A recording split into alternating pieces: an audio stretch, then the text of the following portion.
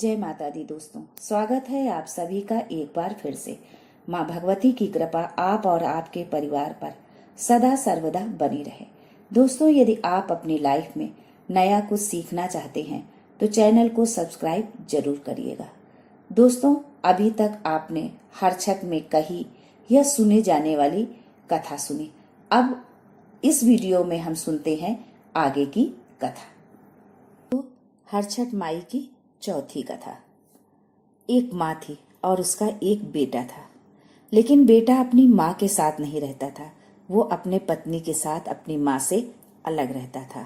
हर छठ का दिन आया, माँ ने आंगन में पूजा करी, हर छठ माई की आकृति बनाई। पूजा करने लगी तो उसके आंखों से आंसू बहने लगे। उसने सोचा कि बताओ, आज जिसके लिए मैं व्रत रख रही हूँ वही बेटा आज मेरे पास नहीं है। मैं कैसे अपने बेटे को आज देख पाऊं? ऐसा सोच करके उसने पूजा करने के बाद एक कुतिया का रूप रख के और जो है उसके घर में पहुंची। जब वो अपने बेटे के घर पहुंची तो उसकी बहू भी हर छठ की पूजा कर रही थी। जा करके वो हर छठ की पूजा में वो चाटने लगी। जैसे ही वो हर छठ को चाटने लगी तो उसने पैर से उसको लात मार दिया। तो बेटे ने कहा कि यदि आज मैं अपनी माँ के पास में होता तो माँ मुझे प्यार करती, दुलार करती और अपने आंचल से मुझे पोंछती। जो है ये इतना सुनना ही था कि बहू को बहुत क्रोध आ गया।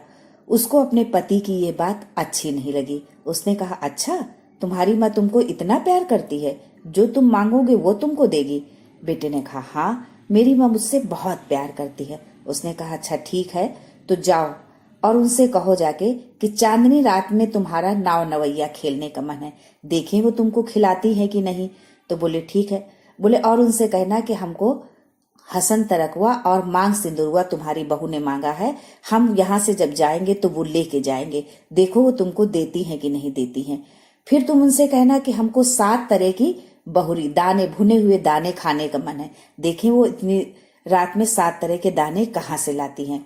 बेटे ने कहा, ठीक है, और बताओ क्या मांगना है। जो है बोले, जाओ देखें तुमको ये सब देती, अगर ये सब दे दिया तब तो हम समझेंगे कि माँ, तुम्हारी माँ तुमसे बहुत प्यार करती है, अगर नहीं दिया तो समझेंगे कि तुम्हारा कहना और तुम्हारी माँ का प्यार सब झूठा है। जो है इतना सुन करके बेटा अपनी माँ के पास में गया और जब वहां पहुंचा तो माँ ने जितना सुना था सारी तैयारी उसने करके रखी थी। और जब बेटा गया तो बोला कि माँ देखो, मैं तुम्हारे पास में आ गया हूँ, मुझे बहुत तेज से भूख लगी है, लेकिन मुझे खीर खाना है। तो माँ ने कहा कि ठीक है बेटा, खीर तो तैयार है। बोले तैयार है? बोले हाँ, लो खाओ। माँ ने उसको खीर खिलाई। बोले माँ, अब मुझे 7 तरह के दाना खाने का मन है, भुने दाने खाने का मन है। माँ ने कहा कि अभी, बोले अच्छा चलो छोड़ो, रहने दो, इतनी रात में तुम कहाँ से भुना दाना लाओगी? माँ ने कहा नहीं बेटा, वो भी है। माँ ने उसको वो भी दे दिया। फिर उसका, माँ अब मेरा जो है चांदनी रात में नौका विहार करने का, नाव नवैया खेलने का मन कर रहा है। माँ ने पहले से ही सारे नाविक और नाव का इंतजाम करके रखा था और माँ ने उसको नाव नवैया खिलाई। और जब वो जाने लगा, बहुत खुश था, जाने लगा, तो माँ ने कहा कि अरे बेटा, अभी तुम एक चीज भूल रहे हो। बेटे ने कहा क्या? बोले अरे बहू ने मांगा था ना कि हमको हसन तरकवा और मांग सिंदूरवा चाहिए। तो बेटा बोला, अरे माँ, तुम्हें कैसे पता? बोले कि जब तुम्हारी बहू ये कह रही थी उस समय मैं कुतिया का रूप रख के मैं तुम्हें देखने के लिए गई थी। मैं हर छठ चाटने लगी तो तुम्हारी पत्नी ने मुझे जो है अपने पैर से मुझे मारा, उसी समय मैंने ये सब सुना। ये सुन करके बेटे को बहुत दुख हुआ और वो फिर तब से हमेशा के लिए अपनी माँ के पास रहने लगा। हर छठ माई किसी भी माँ बेटे को अलग न करे, उनके बेटे को लंबी उम्र दे, अच्छे से कुशल क्षेम रखें, ऐसी ही कामना के साथ ये थी हर छठ माई की चौथी कथा। दोस्तों, अब सुनते हैं हर छठ की 5वीं कथा। एक राजा थे। वो जब भी तालाब खुदवाते तो तालाब में पानी ही नहीं निकलता।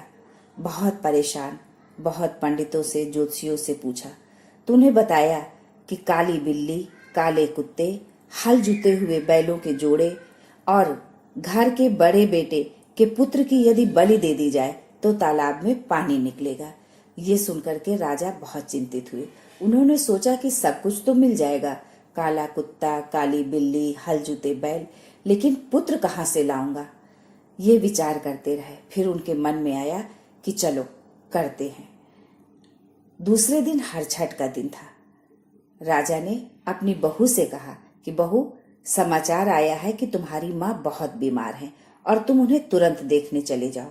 बहू ने कहा कि अरे पिताजी, आज हरछठ का दिन है, जूते बोए पर पैर नहीं रखा जाता है, तो फिर मैं कैसे जाऊंगी। बोले अरे परेशान क्यों हो रही हो, मैं तुम्हारे लिए पालकी का हार कर दूंगा, तुम मेड़ मेड़ चली जाना पालकी का हार के साथ में जो है।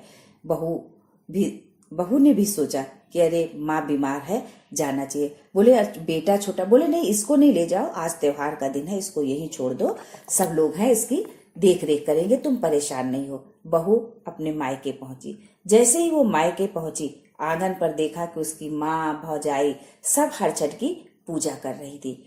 जैसे ही माँ ने बेटी को देखा तो वो सोचने लगी कि अरे आज हरछठ के दिन बेटी क्यों।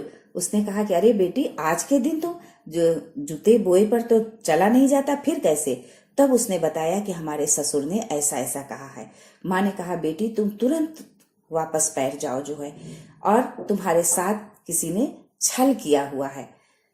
वो तुरंत वापस पैर गई पालकी में बैठ करके, और देखा तो तालाब में खूब पानी भरा था। लोगों से पूछा कि अरे ये तालाब तो पहले था नहीं।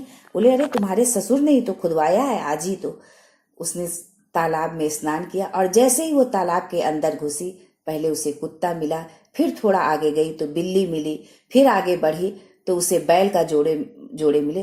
बोले बताओ, आज जो है कोई किसी का कोई ध्यान ही नहीं, बताओ सब तालाब में चले आए, घूम रहे हैं। और जब बीच में जाकर के वो नहाने लगी तो देखा कि उसका बेटा जो है वहीं पानी में डूब रहा है, उतरा रहा है। उसने झट से अपने बेटे को उठाया अपने आंचल में और पोंछा, और बोली कि बताओ, आज के दिन जो है त्योहार के दिन हमको तो वहां भेज दिया और बेटे का कोई ध्यान नहीं रखा, और ये बताओ यहाँ डूब उतरा रहा। अगर हम ना आए होते तो अभी तो इसकी मृत्यु हो जाती।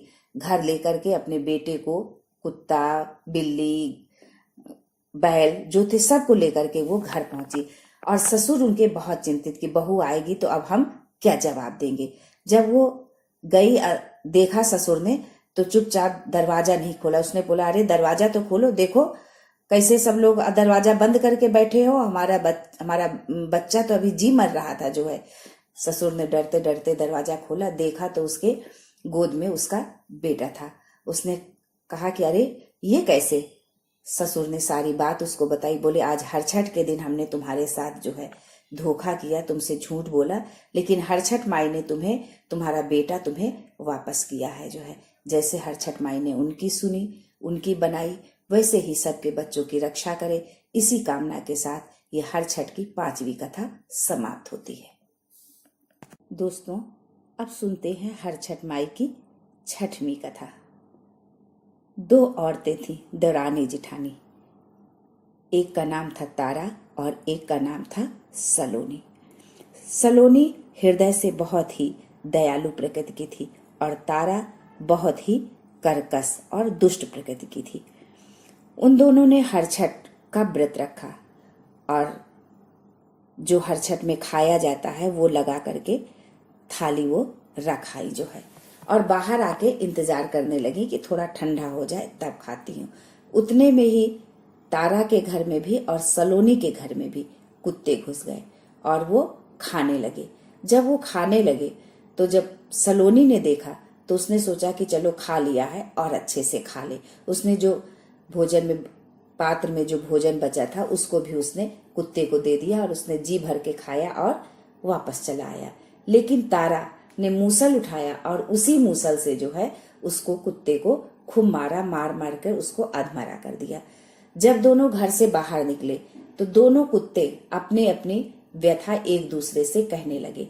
एक ने कहा कि भाई, हम तो जिनके यहाँ खाने गए थे वो बहुत ही दयालु हृदय की थी, हमने खूब भर पेट खाया। मैं तो सोच रहा हूँ अगले जन्म में मैं उनका बेटा बनूं और उनकी खूब सेवा करूं। दूसरे कुत्ते ने कहा, अरे मैं तो जिनके घर गया था वो तो बहुत दुष्ट प्रकृति की औरत थी, उसने मुझे इतना मारा कि मार मार के मुझे अधमरा कर दिया। मैं तो ईश्वर से यही कामना करता हूँ कि अगले जन्म में मैं उसका बेटा बनूं और अपनी सारी तकलीफ का उससे बदला दूं, उसके तन और मन हृदय को भी मैं चूर चूर कर दूं दुख से। ये सोच करके, यही सोचते सोचते उस कुत्ते की मृत्यु हो गई। अगले जन्म में जब उसने दूसरा जन्म लिया तो उसी औरत का, तारा का, वो पुत्र बन करके पैदा हुआ। छठ के दिन ही, जिस दिन हर छठ थी उसी दिन उसकी मृत्यु हो गई। तारा बहुत दुखी हुई कि बताओ, आज बेटे का त्योहार, आज ही के दिन मेरे बेटे की मृत्यु हो गई। इसी तरह ये सिलसिला चलता रहा। हर साल वो गर्भवती होती, पुत्र को जन्म देती और हर छठ के दिन बेटा उसका मर जाता।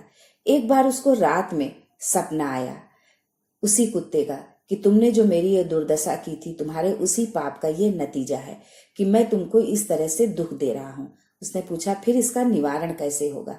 बोले कि यदि हर छठ के दिन तुम कोई भी जूता बोआ, कोई भी अनाज नहीं खाएगा, जोते बोए पर चलेगा नहीं, भैंस के दूध दही का जो सेवन करेगा, खाएगा, तब मैं पुनः जो है तुम्हें जीवित मिलूंगा।